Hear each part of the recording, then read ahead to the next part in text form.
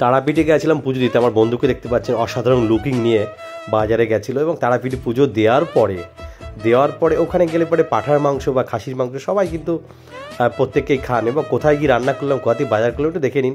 এবং আমার বন্ধু কিন্তু অসাধারণ, এটা কিন্তু মন্দিরের মাথা, আমার বন্ধু কিন্তু বাজারঘাট খুব ভালো চেনে। দেখুন সবার আগে ছুটে যাচ্ছে সেই রাজেশ দেবনাথ, পাঞ্জাবি পরা একটা জামাই লুকে সেই লাগছে, এবং বাজারের মধ্যে ঢুকে পড়েছে আমরা। দুই সাইডে সবজির বাজারটা সত্যি কথা তারাপীঠে অনেক বড়, একটা খাসির মাংস যেখান থেকে কিনেছিলাম সেখান থেকে নিয়ে এসে মাসির এখান থেকে মাছও নিয়েছিলাম, মাছেরও একটা অনেক বড় বাজার।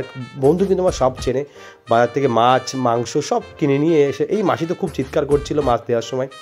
তো যাই হোক, এখানে এসে এই মাসির কাছে কিন্তু রান্নাবান্না করার কাজটা কিন্তু সম্পূর্ণ করলাম। ইনি কিন্তু খাসির মাংসটা খুব অতি দক্ষতার সঙ্গে রান্নাবান্না করে আমাদের সামনে দিয়েছে, প্রেজেন্ট করেছে, সেই মুহূর্তটা আপনাদের কাছে রাখলাম। এবং দেখুন এই মাসি কিন্তু খুব বরাবরই খুব ভালো মানুষ। তো যদি ভিডিওটি ভালো লাগে লাইক শেয়ার কমেন্ট আপনারা নিশ্চয়ই করবেন।